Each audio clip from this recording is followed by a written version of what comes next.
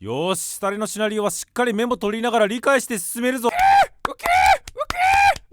おはいえなし、この動画は崩壊スターレイルバージョン 3.8 記憶は夢のプロローグの終焉クエストのネタバレありダラダラ感想動画です。前回のオンパロス終章はキュレネペラペーラが合わなかった旨は動画でお伝えした通りですが、今回は先に結論から言うと、私は楽しめました。この動画ではその理由3点をまずお話しします。ただ聞いていただけるとわかるんですけど、どの理由もちょっと特殊で、私はってわざわざ付け足してる理由もわかると思いますし、言い換えると皆さんがどう思ったのかめっちゃ気になってるので、後ほどぜひコメントください。それと楽しめた理由3点に加え、ここだけは合わねえってところも1箇所だけあったので、その点も共有します。こたつで適当にご視聴ください。早速本編どうぞ。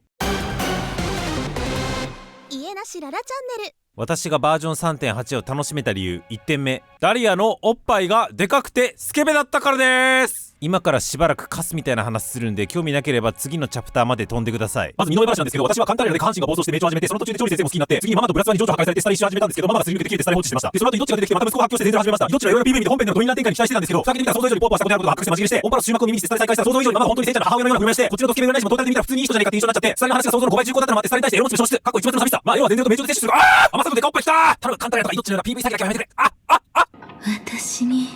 特別扱いされたいですか？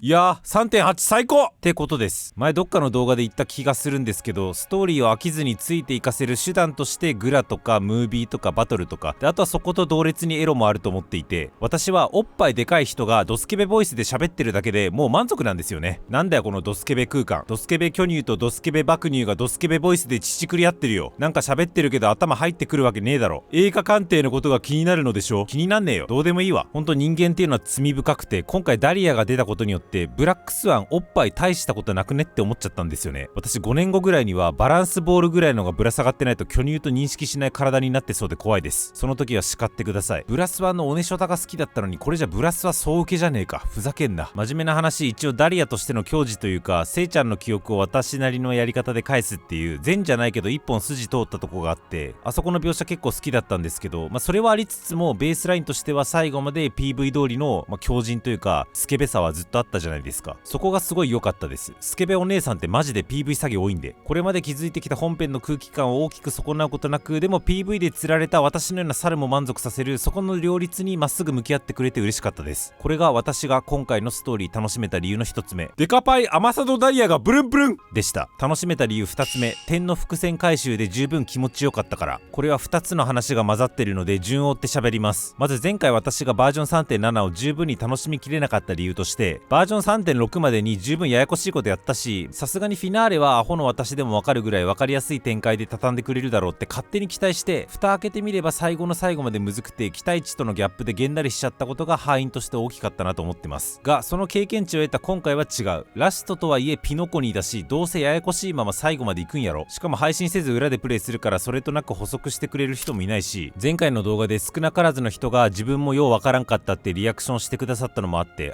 俺だけじゃないんだっていう安心感も得たし、さらに物語の円滑な理解を妨げるデカパイもあるし、ということでその場その場で話を理解する努力はするけど、全部が全部リアルタイムで理解できなくても別にいいや、人の考察見て補完しようと今回は肩の力を抜いてプレイしました。そしたらあんまストレスかかんなかったです。もうちょい読解力がない私に対してもカタルシスくれるような歩み寄りしてよって前回言いましたし、今もそれは思ってるんですけど、言うだけじゃどうしようもないから、自分の心構えも変えてみたらストレスが緩和された感じですね。でその基本姿勢の上でプラスに働いた要素がもう一個あって、この動画を見ている皆さんのうちの多くはピノコニークリアしたの1年前だと思うんですけど、私2ヶ月前なんですよね。最近ようやくメイン追いついたので。なので普段はザルみたいな記憶力なんですけど、意外とピノコニー覚えてて、花火が配ってたスイッチ何だったんだろうとか、3人衆のうちティエルナンとラザリナだけ墓標でちょろっと言及するだけでなんか薄かったなとか、0点マイナスだの人の処方箋って結局何だったんだろうとか、私にとっては直近気になってたところがしっかり回収されたので、そこだけで十分気持ちよかったんですよね。ただここで強調しておきたいのは、私は超局所的に理解して気持ちよくなってるだけで、例えば花火のスイッチの下りで言うと、ピノコに爆破しようとしてシペのキー引くってのは分かっておーってなったんですけど、そもそも花火ってなんかさっきドスケベが1層2層3層とか言ってたけど、結局花火何層にいるんだっけとか、そういうレベル。開拓者たちが1層のエナの夢を破って、ホタルが気象い虫ぶっ飛ばして2層破って、ロビンや花火が3層破って、さらにアベンチュリンがジェイドの力使って人々に秩序じゃなくて孫悟頼むわってさせて3で倒すすっていう全体構造の中の花火スイッチドッカーンパートとは正直私分かってませんでした。もう包み隠さずゲロっちゃうんですけど、マジそのレベルです。でも別にそれでいいやって思ってたんで、もうゲーム中はシペの気引きたかったのねっていう点の理解で気持ちよくなって、ゲーム後に人の考察見て点を線にして楽しむ、そういうリラックス感で開拓クエストやったら結構楽しめたなって感じです。ただこの話2つ私独自の事情が入ってると思っていて、1つはさっき言った通り私が勝手に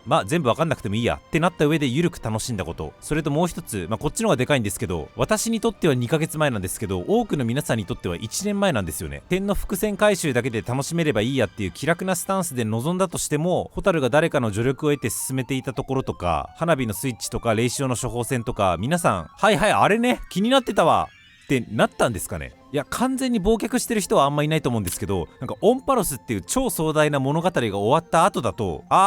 言われてみればあったねそんな、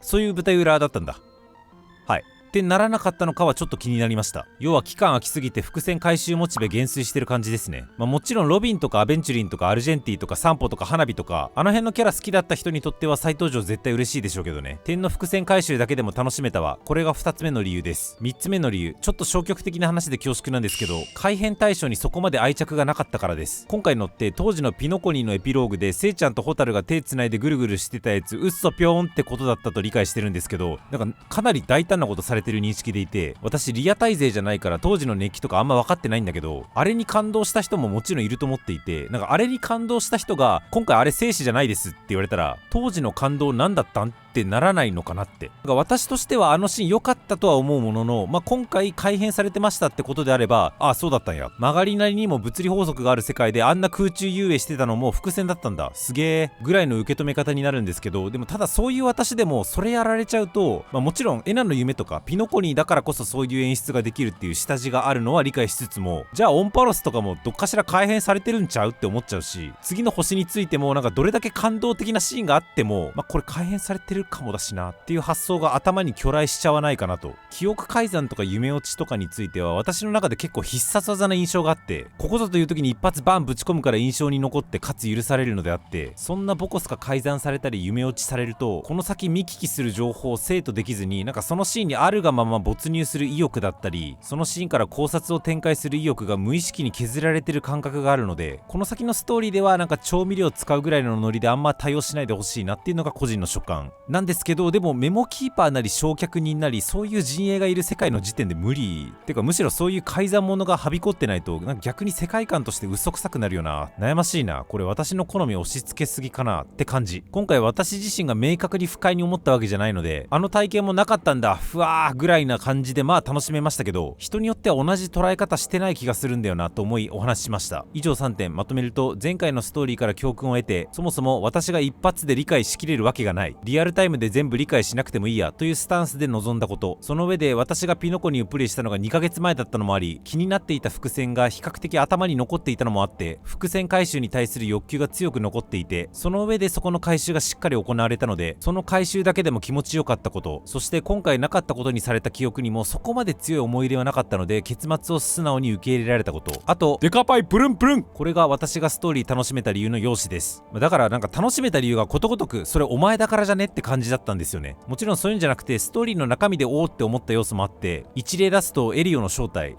そのものが好きというよりも、ここで言及してくること自体にびっくりしました。こういう長期稼働するゲームって脚本家なんていう書き手にとってのスーパー便利ポジ、正体曖昧にし読だと思うんですよね。曖昧にしとけば話引き伸ばしやすいし、でもそこに言及するってことはやっぱり相当先々までプロットが描かれていて、それを書き切る上で計画的にここで重要情報を出してるんでしょうから、この先も緻密に組まれた物語あるんだろうな、現状の設定を変に伸ばすつもりはないんだろうなっていう気概を感じて印象良かったです。あと純粋に色々よう考えてるなって感じ。なんか細いけど巨乳と爆乳は奥質を操れちゃうから無境の特性に気づかなかったとか、この記憶持ったまませいちゃんが次の星行くと壊滅に目つけられて死ぬから一時的に記憶を取るとか、虚無のやつ受け切った爆乳功労者を性格ハンターとして受け入れないのは絶滅大群確定ルートに突入するからとか、なんかさっき言った通りエンディング丸々なかったことにするとか、パワープレイのとこマジでパワープレイなのに、こういういう細かい理由付けほんとちゃんとしてるよなっていう。あと初手デイさん呼びマジ好きでした。最後はちょっと脱線しましたが、ストーリー楽しめた理由は以上です。続いて今回ストーリー楽しめたけどスタレのこの点だけは合わねえって思った点、シナリオです。皆さんストーリーとシナリオって言葉の違いご存知でしょうか？それぞれ一言で言うと、ストーリーは何を書くか、シナリオはどう書くかで、まず物語のテーマなりプロットなりキャラクターの関係性なりってのをストーリーとして作って、それをもとに書く順番なりキャラクターのセリフなりシーンの切り替えなり間の取り方といった具体な脚本、つまりシナリオとして仕立てていくものだと理解しています。とか偉そうなこと抜かしといて、私もこの2つの違いを明確に認識したのつい最近なんですけど、それ聞いてめっちゃ自覚できたのが、私スタレってストーリー SSSSS 級だと思うんですけど、シナリオが合わないんだなってこと。そう思った具体例を並べまくるんですけど、さっき挙げた多くの人にとってピノコニーが1年前ってやつ、そもそもなんでピノコニーオンパラスオンパラスオンパラスオンパラスオンパラスピノコニーなのか謎すぎる。普通にピノコニーを地続きにやった方が仕込まれた伏線自体もプレイヤーが覚えていてよかったと思うんだけどな。夢落ちでした、夢落ちの夢落ちでしたとか、お手でつないでぐるぐるありませんでしたとかがバージョン間で続くと冷めるから。いやでもそこ気にすんだったら1年挟むことが解決になってないと思うんだよな。開発の都合上これだけ後にせざるを得なかったってのが真相ならこれ以上言うことはないんですけど、今の順番だと演出上はこういう効果あるよねって思い当たる方いらしたらぜひ教えてください。それと既存シーンとの重複感、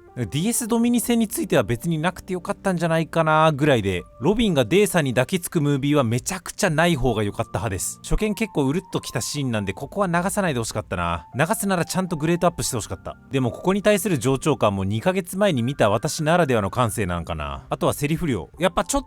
とホタルちゃんペラペーラ。私はホタルに対して憎しみとかなんもないので、前回のペラペーラよりはペラペーラしとるな、いやでもロストしそうだからまあぐらいの印象だし、ロストエントロピー症候群とか普通に悲しい話だなって思いながら見てたんですけど、やっぱちょっとホタルというキャラの後ろに書きたいことを書きたいだけ書きまくってるライターの影が前回に続いてどうしても感じてしまったので、この辺の波長ほんと合わねえなって再認識した次第です。加えて前回がクライマックスだった落差を考慮しても、今回はマジ画面上の動きが少なかった印象で、あまりにムービーシーンなさすぎてこの動画に当て込む素材なさすぎてさっきから切れてるんですけど、そういった緩急つける飛び道具が少なかった点も長えっていう印象に拍車をかけた気がしています。もちろん一言でシナリオが合わないって形容しちゃうのも乱暴な話で、例えばシナリオを構成する要素の一つであるキャラクターのセリフなんかはスタレほんと超最高で、今回も爆乳から巨乳に対しての愛憎から来るジメジメした言葉とかマジ最高、早く二次創作見たいって気持ちでいっぱいだったんですけど、一方でどういう順番で流すか、1年前に対して何を重複して流すか、どれぐらい喋らせるかってところは合わねえ、なんかうまく代案出せないけどさ、もごもごって気持ちになりました。というわけで最後にまとめ、前回のオンパロス終幕を得て、どうせピノコに終幕もややこいんだろう、自分ではリアルで全部分かりきらん、分かる範囲で楽しんで後で保管しようって割り切った自分としては、2ヶ月前にピノコにやったばっか、改変対象にそこまで強い思い入れなし、かつ甘さと巨乳大好きバフも重なって、私はまあ楽しくプレイできたが、そういうプレイタイミングでもない、あるいはバフもかかってない、あるいは思い入れ強めだった人が今回どう思ったのかは若干気になる。あとシナリオについては今回もちょいちょい合わなかったっていう感じですが、しかしそんな私も次回からついに新たな星にリアタイで突入。どっかの動画でもお話しした通り、スタレはリアタイで一斉に楽しみ、ああでもないこうでもないと考察妄想を深めていきつつ頭作っていく方が絶対楽しいので、私もそういう楽しみ方をしていきます。皆さんの今回の感想をぜひコメントください。今後もスタレのシナリオをしゃぶっていくので、この動画が面白かったらぜひチャンネル登録お願いします。動画化に至らない小ネタは X で語ってます。そちらもフォロー何卒おつげなし。